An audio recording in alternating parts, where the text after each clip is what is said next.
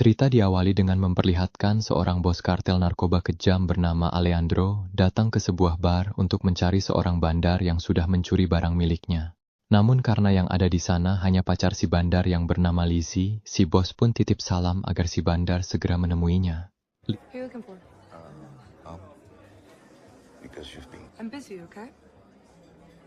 Come, sit down. Lizzie menjelaskan jika si bandar yang diketahui bernama Jenson sama sekali bukan pacarnya dan mereka hanya terlibat cinta satu malam saja. Bahkan setelah pertemuan terakhir mereka tidak pernah melakukan kontak lagi. Namun karena Alejandro tidak mau tahu, ia pun mengeluarkan sebilah pisau dan mengancam akan menghabisi Lizzie termasuk keluarganya jika ia tidak segera menemukan Jenson. You know you are. I don't know anything. You don't know anything about anything. It is very dangerous. Okay, you feel it? It's if I open you up. Please stop. Your friend does... What do you want? Good girl. Go and tell your friend. Go home. Find Jensen. Now you can go. Rabbit. Saat Lizzie sudah pergi, salah satu petugas keamanan yang melihat intimidasi barusan pun langsung mencegat Alejandro yang akan pulang. Di mana si petugas tidak tahu jika pria yang ada di hadapannya bukanlah seseorang yang bisa diajak kompromi.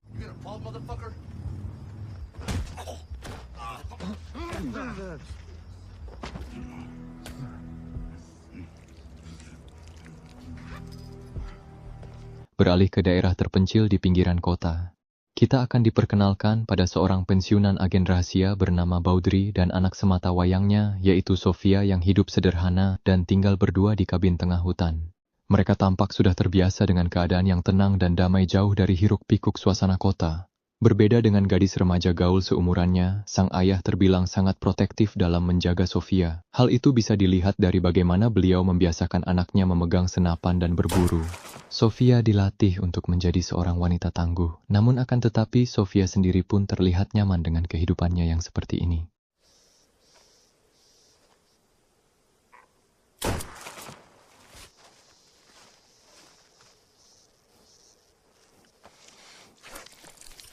Selain ayah yang baik, Baudry juga termasuk orang yang taat terhadap agama. Bahkan sebelum melakukan aktivitas, beliau selalu menyempatkan berdoa agar keluarganya diberikan keberkahan. Dan karena hari ini bertepatan dengan hari ulang tahun sang anak, ia pun sudah menyiapkan kue dan kado spesial untuk Sofia. Karena Sofia masih tertidur pulas, Baudry pergi sebentar ke kota untuk membeli beberapa perlengkapan berburu. Kebetulan di toko langganannya ada barang bekas, yaitu sebuah mesin pemotong rumput.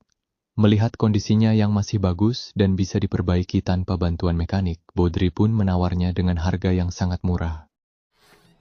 Hey.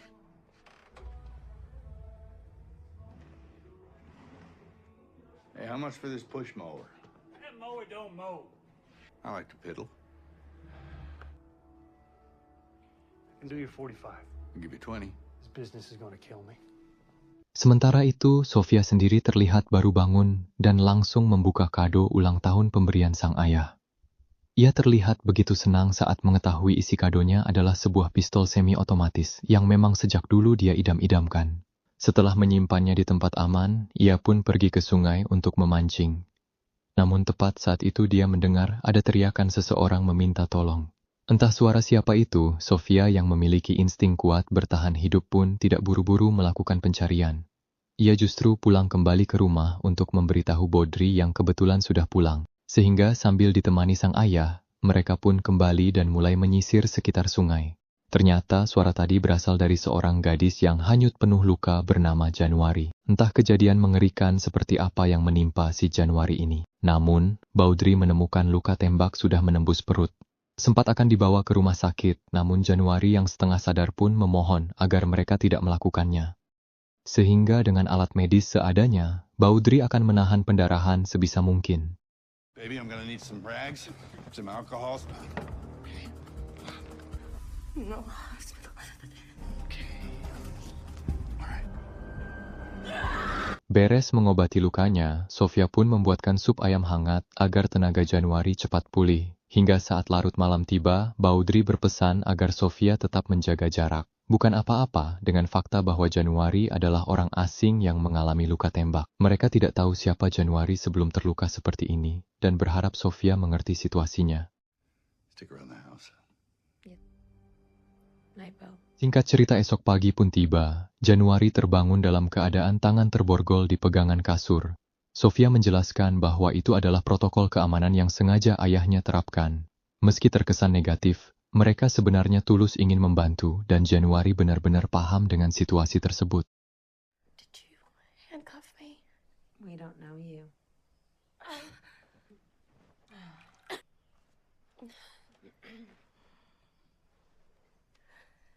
I'm Tag. I'm January. Sementara itu, Baudry sendiri masih berada di supermarket membeli beberapa obat, termasuk pakaian ganti untuk Januari. Saat akan pulang itulah, ia secara kebetulan bertemu dengan teman berburunya yang merupakan seorang polisi bernama Blake. Tak sendiri, beliau juga memperkenalkan partner barunya yang baru pindah tugaskan bernama Davin. Lalu akhirnya pergi melanjutkan patroli siangnya.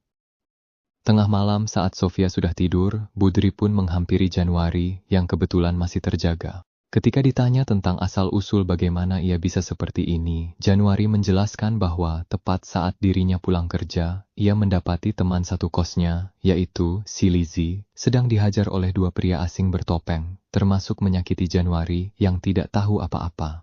Entah apa yang mereka inginkan, namun kedua pria ini membawa Lizzie dan Januari ke tepi sungai. Mereka menembak kepala Lizzie hingga tewas, lalu melempar jasadnya ke tengah sungai. Sementara untuk Januari, ia sempat berhasil kabur, namun keburu ditembak pada bagian perut.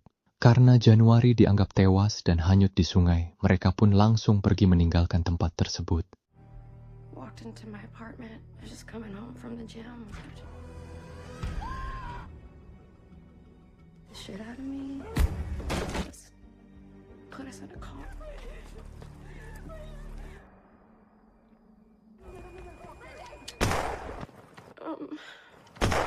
Demi memastikan kebenarannya, Baudry pun subuh-subuh langsung pergi menyusuri sungai untuk mencari jasad Lizzie. Dan benar saja, ia mendapati jasadnya tersangkut pada ranting di tepian sungai. Sadar jika nanti dua pria asing itu sampai menemukannya, tentulah mereka akan mengetahui bahwa Januari berhasil selamat. Sehingga sebelum itu terjadi, Baudry langsung menghanyutkan kembali jasadnya.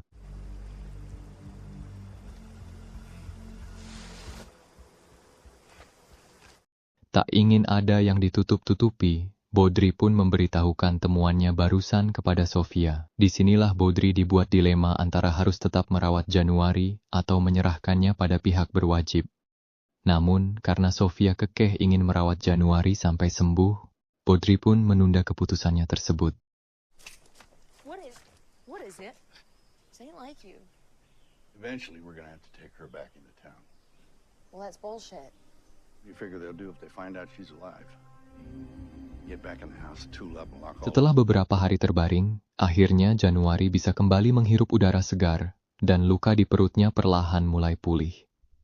Melihat Baudry masih duduk di depan rumah, ia pun menghampiri beliau untuk mengucapkan terima kasih yang sebesar-besarnya. Karena tanpa pertolongan mereka berdua, entah nasib buruk seperti apa yang mungkin akan menimpanya. Melihat kondisi Januari sudah lumayan membaik, Baudry pun dengan berat hati mengatakan bahwa mulai esok Januari akan dipindahkan ke salah satu klinik milik sahabat lamanya. Ia tidak perlu khawatir karena Baudry akan menanggung semua biaya pemulihan. Karena Januari orangnya sadar diri, ia pun menerima keputusan tersebut. Masih di malam yang sama, Alejandro berhasil menangkap si Jensen dan langsung menghajarnya hingga babak belur.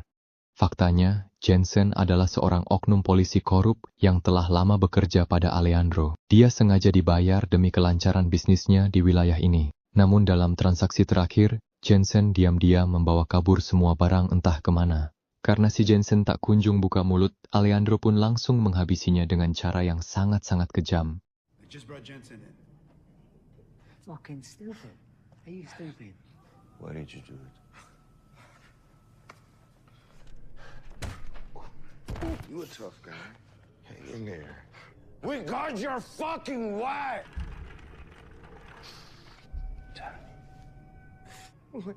Delaney. I can make the runs. I can. No, you coward. Keesokannya sesuai keputusan semalam, Januari akan diantar ke klinik untuk melakukan pemulihan. Namun di tengah perjalanan, mobil yang mereka bawa malah terpaksa berhenti karena sebuah insiden. Namun karena petugas di sana adalah Blake, Baudry pun tidak terlalu mengkhawatirkannya. Blake memberitahu bahwa tadi subuh saat sedang melakukan patroli, ia tak sengaja menemukan jasad anak buahnya, yaitu Jensen terdampar di pinggir sungai. Masih belum diketahui siapa pelakunya, namun polisi juga mendapat laporan lain tentang penemuan mayat di ujung sungai yang teridentifikasi sebagai Lizzie. Yang membuat Baudry sedikit panik adalah pihak kepolisian sudah menelusuri latar belakang Lizzie yang ternyata tinggal berdua dengan sahabatnya. Menurut laporan dari para tetangga, mereka berdua menghilang di waktu yang sama. Namun untuk si teman alias si Januari, polisi masih mencari tahu keberadaannya. Davin juga menambahkan bahwa mereka menemukan beberapa jejak kaki tak jauh dari jasad Lizzie. Ia curiga jika Januari mungkin masih hidup dan saat ini seseorang sedang merawatnya.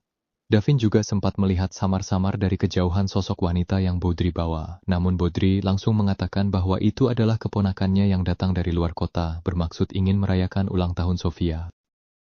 Karena klinik bukanlah solusi terbaik, Januari pun dibawa pulang kembali untuk diamankan. Disinilah Januari jujur bahwa saat malam kejadian, salah satu pelaku dengan sengaja membuka topengnya mengancam bahwa Lizzie dan Januari akan dihabisi sebelum akhirnya berhasil kabur. Dengan fakta bahwa Januari masih hidup dan menjadi saksi kunci atas kematian Lizzie, Baudry sadar betul jika orang itu pasti sedang mencarinya.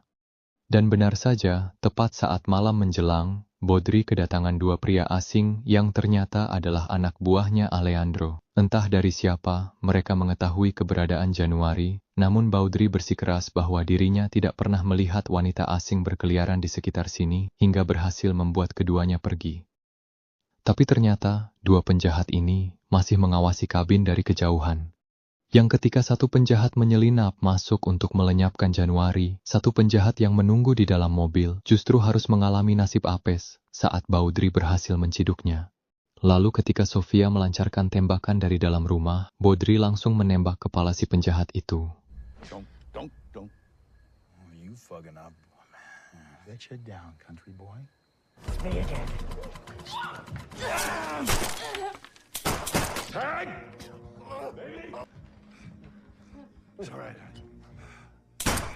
Demi menghilangkan barang bukti, Baudry mau tidak mau harus membakar jasad kedua penjahat, membuang mobil mereka ke tambang terbengkalai yang cukup sulit untuk dilacak.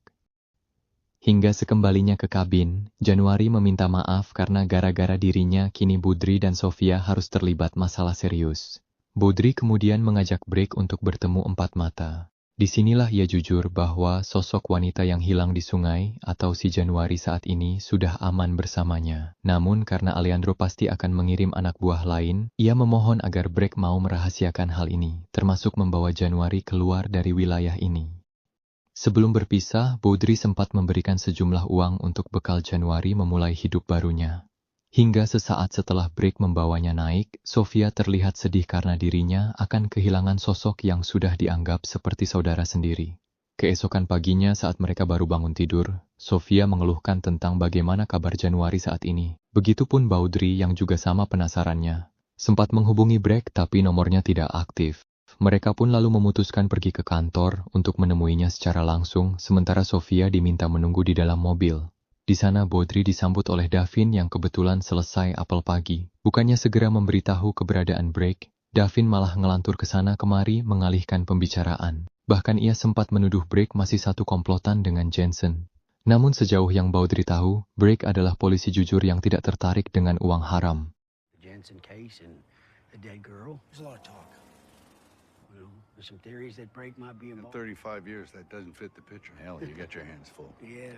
Malamnya saat Baudry dan Sofia sedang tidur, kabin mereka kedatangan mobil asing yang diparkir tak jauh dari sana. Ternyata itu adalah si Davin yang entah apa, tujuannya menyelinap masuk sambil menenteng sepucuk pistol. Tapi tiba-tiba,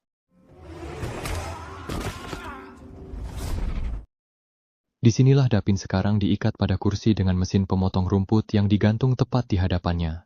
Saat ditanya tentang apa tujuannya dan untuk siapa Davin bekerja, ia akhirnya jujur bahwa Blake sebenarnya sudah mati dan Januari sudah diserahkan pada Alejandro tepat setelah pertemuan terakhirnya dengan Baudry. Mendengar sahabat terbaiknya tewas dan Januari sudah tertangkap, Baudry langsung mendesak Dapin untuk memberitahu di mana Alejandro berada. Namun karena si Dapin tak kunjung buka mulut dan malah menantang duel 1 lawan 1, Baudry yang tak punya banyak waktu pun menyalakan mesin untuk memberikannya pelajaran.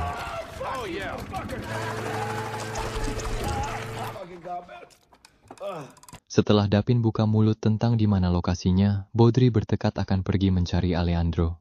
Namun sebelumnya ia menyempatkan diri menulis surat untuk Sofia, yang pada intinya beliau meminta maaf karena selama ini tidak dapat menjaga Sofia dengan baik.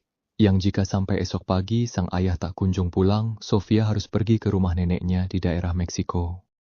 Setibanya di sebuah pabrik terbengkalai, Baudry menyeret Davin yang sudah babak belur untuk dijadikan sandera.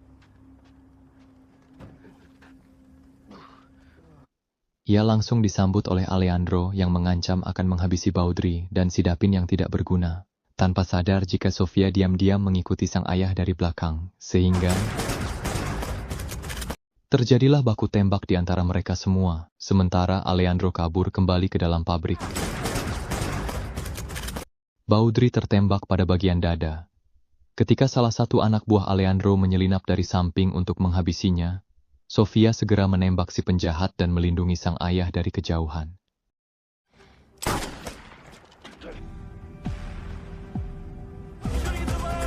Namun akibat dari aksi heroiknya barusan, salah satu penjahat lain berhasil mengetahui persembunyiannya. Ketika si penjahat sedang menuju ke arah Sophie, tiba-tiba, Sofia berhasil mengelabui si penjahat dengan meninggalkan senapannya di atas drum kosong.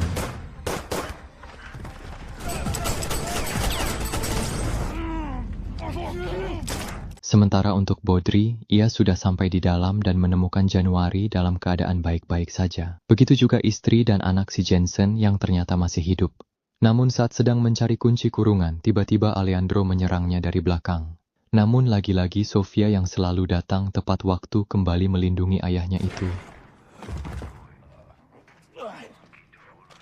Dengan tewasnya Alejandro, selesai jugalah ketegangan yang mereka alami.